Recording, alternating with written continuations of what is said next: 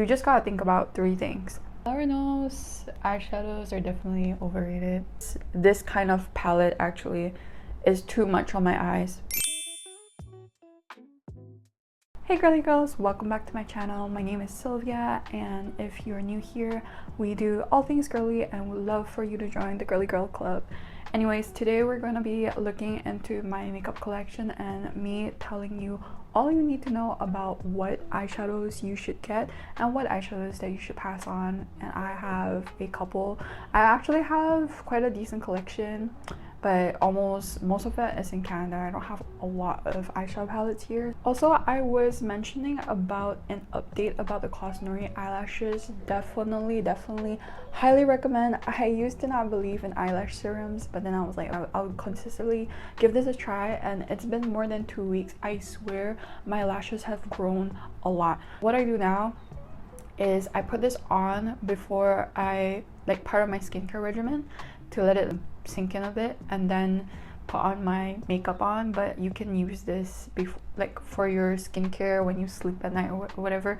I just prefer to wear it throughout the day instead of sleeping with it. I don't know, but it really worked. I feel like my lashes have grown a lot, and now I just can't go without it. Just trust. Then I feel like not a lot of people talk about it, but it does work.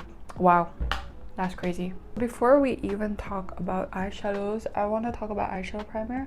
I feel like not a lot of people talk about this, but eyeshadow primer has been one of my most important things for makeup, especially if you're using eyeshadow a lot. It just helps the makeup stay all the time and blends a lot smoothly. I mentioned a million times before, I really don't like the Rare Beauty one. I prefer the Fenty one, but it's discontinued. I also really like the Too Faced one, but after they changed their packaging, I hated it. So now I'm on the lookout for new eyeshadow primers. So if you know a good one, let me know. I'm gonna continue to use this so I don't waste my money and waste product. But when I'm done with this, I'm going to be moving on to the MAC Cosmetics eyeshadow primer. Let's see.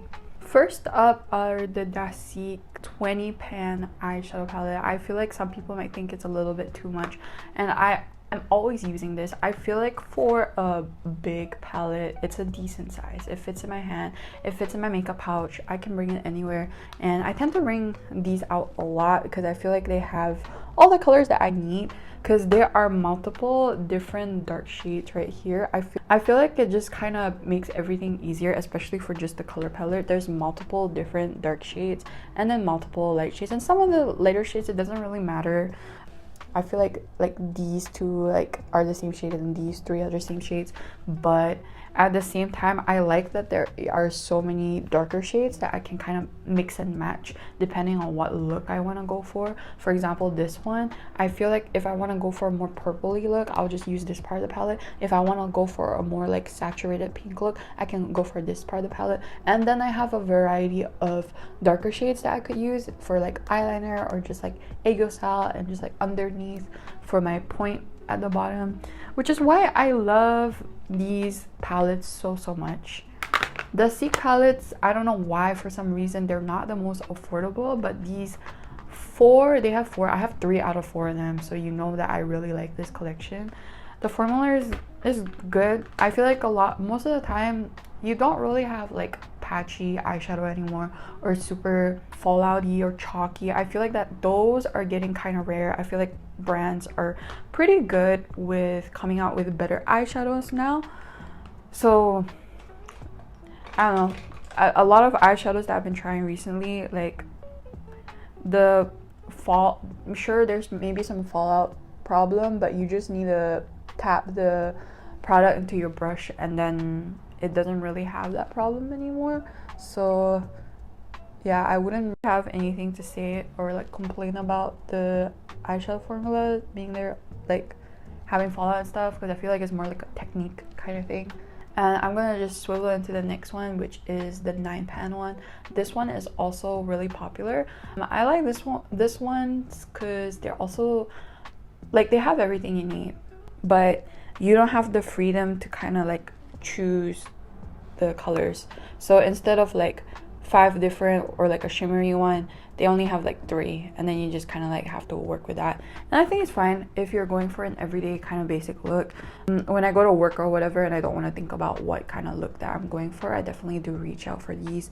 And when I take the product, actually you can kind of see that it's powdery. Like, it looks like there's a lot of fallout, but there's no fallout on my face because I blend it on the back of my eyeshadow pan, and it blends in fine. So I feel like you just need to do that and you won't have much fallout problem. The Seek palettes in general for the eyeshadow, they're pretty decent and they have so many colors.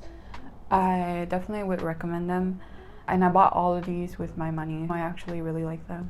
I've had some Cleo palettes, but I feel like I've been buying the wrong shades for myself. Their formula is also really good, and they have a lot of different types of eyeshadows, but I feel like the shades I've been buying hasn't really been my favorite, so I haven't really reached for them a lot. But overall, they're not really bad. I just feel like the color story for muted colors and a lot of colors that I gravitate to tend to be on the Seek side. That's why I'm more gravitated towards the Seek. But if I'm being honest, Cleo and Roman also have really good eyeshadows. I actually haven't really tried a lot of eyeshadows from Roman, but when I was younger I had some in one of my worst colors, and I used to really like them a lot. Their formulation has been spectacular, and for the price tag they're definitely a lot more affordable than the Seek. So you can kind of pick and choose. Honestly, a lot of them are really good. You know what, guys, I also feel like this video is kind of a dumpster truck, because I feel like a lot of eyeshadows, they're like decent, but I think the most important part about finding the eyeshadow, because most of the formulation now is really good, you just gotta think about 3 things: the color story that you want, and the kind of makeup that you're gonna use. For me, what's important is not just the color story, but figuring out the type of shades that you really need. For me in particular, when I buy a really small palette, I need to think about a shading shade for my YesStyle, and as well as this darker part I really like to do in my makeup. For example, I talked about this the last time, and if you really look at it, the shades, it looks dark. You would expect it to be dark enough to give you this effect, but it's not. That's why I don't really like this palette as much, because then I need to take another palette and do this line, and it's not really intuitive. This, for example, has everything I want. It has the base shades, the transition shades, like when you mix the colors, and YesStyle shade. I'm using this one, as well as a highlighting shade, and the highlighting shade is really important because it brightens my YesStyle and gives a highlight. I want like a super bright shade and like super dark shade and some shades in the middle, and I feel like that's just what you want in a palette, especially if you're doing these makeup with YesStyle, as well as that like throwing look where they kind of focus a lot on highlighting and like contouring the eyes. If you're into this kind of makeup, you just gotta find a palette that has all of those, and usually you're set. There are so many good cbeauty brands that have really amazing eyeshadows for a fraction of the price, and I've tried a bunch of them from YesStyle. I don't have all of them here, but they are honestly really good. Dare I say, even better than some of the Korean ones. But because these are so much more compact, that's why I decided to bring it with me. But if I had more space, I would definitely pick others. This one, for example, from Whole Life, it has a highlight shade, it has like dark shades and like shades in between. For me personally, a lot of cbeauty has these kind of chunky glitters that I don't really gravitate to anymore. I much prefer mattes, so that's just kind of not for me. But if you like it, that's fine. Another type of palette that I wouldn't really like, 3CE also have pretty decent eyeshadows. The price is not that decent. Are palettes like these where they have one range and then the rest is just shimmer. This is just personal preference. I don't really reach for this palette a lot, and if you properly look at this palette, you have a really light shade and then you have some dark shades. But if you look at these shades in the middle, they actually are a little too dark. If you're going for these kind of look, you really have to go with the paler shades. For example, the Seek one, I usually put the lightest shades on all over my lid, And as you can see, comparing these side by side, these ones are a lot lighter and these ones are more darker. And that's just based on experience and preferences. You can see this kind of palette actually is too much on my eyes, especially for my small monolids. Choosing this kind of palette would make my makeup look too dark, too muddy for me personally, and kind of like my color story. And I also feel like if you're a beginner in makeup, having really like darker colors and saturated colors is a lot harder to control. I think starting out with lighter shades and muted shades is way easier. It doesn't look too much on your eyes. Between these two, like this one obviously win. You can just clearly see the type of colors like these two different palettes offer, and this one's obviously the winner. Similar with the Wake Me palette, I don't know why this brand's also crazy expensive. Just the color story. One thing about me and my tips for beginner makeup is pick lighter colors and muted colors. These two are literally, it looks almost identical. I just like palettes like these. This one, for example, is a little brighter and it's more like white base. If you're not super fair, I feel like this one can look a little ashy on you. It does look a little ashy on me. Maybe it's just not suiting my skin. It looks beautiful on really fair skin. I've seen some videos and some people can work with this, but sometimes things that are a little bit too light and white base is also, I would say, a harder pass for me. Just a little more toned down. Why is this so hard to explain? Do you see how like bright and like white this palette is? Like white as in there's a lot of white color in this compared to this one. That's what I mean. FlowerKnow palettes. I think I have two. The colors, the formula is nice, the colors are nice, the packaging is beautiful. I love looking at mine. But do I really love the eyeshadows there? I would say no, because they have 5 shades, and like I mentioned before, you gotta have those shades that you need. And for me personally, sometimes those 5 shades don't cover all of what I need to do, and sometimes they're like multicolored, so I can't really use them for my YesStyle and stuff like that. You really need to think of the practicality of the product. I bought the FlowerKnow product mostly because of a collector's item. I think it's very beautiful and I appreciate beautiful makeup and love it. That's why I bought it. But if you're telling me, if you're a beginner, you want to start out with an eyeshadow palette that you think you can use every day that does really well, I feel like the 5 shades are not enough. And if you don't have a lot of palettes, it's not gonna be enough. I personally think buying a bigger palette like this, even though you don't really use all the shades, you can kind of play around sometimes, and it's enough for you to highlight to YesStyle. You know what I mean? I'm just repeating myself. I'm just gonna be putting up a bunch of Chinese eyeshadow collection that I think is really good, and also the brand over here while I'm just talking. And as well, I feel like a lot of beauty brands come out with really nice muted colors that you can use every day. And their formulation, compared to the Korean one, they can be a lot more pigmented. I feel like sometimes the brighter colors and the deeper colors, they're definitely a lot more compared to these ones.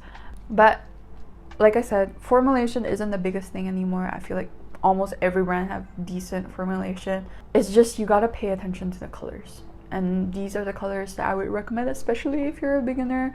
I'm just like a broken record at this point. Now I also feel like it's hard for me to talk about this while putting on makeup, and I'm struggling to continue doing my makeup. Oh my god.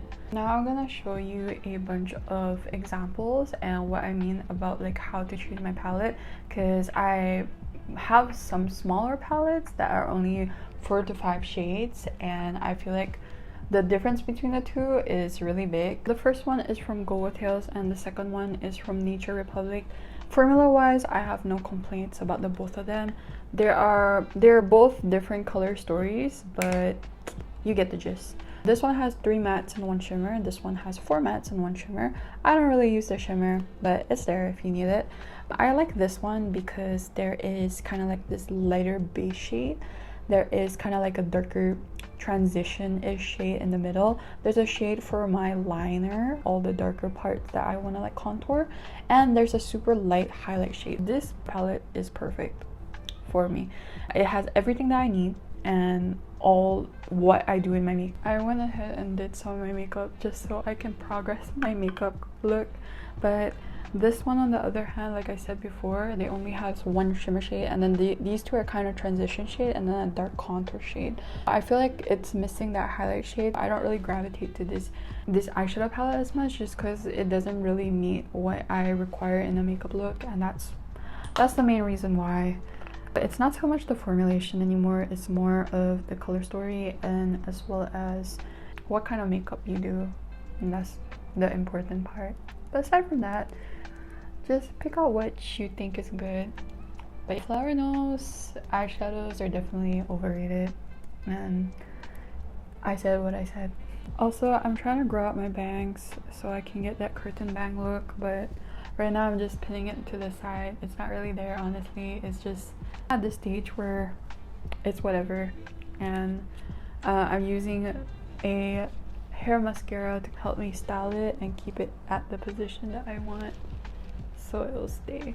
So if you want to style your hair, especially like your fringe or bangs, would definitely recommend this type of mascara.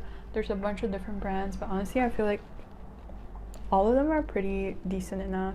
There, I guess I kind of fixed my hair. Honestly, it looks like a mess at the moment, but I'll slowly get there. I feel like without bangs I look older, but it's okay. I feel like this is definitely a shorter video, but I hope you enjoy hanging out with me as much as I like hanging out with you. And please remember to use these little tips before you make your next eyeshadow purchase, because it definitely saved me a lot of money, and try to avoid the things that I don't like. Follow for more girly beauty.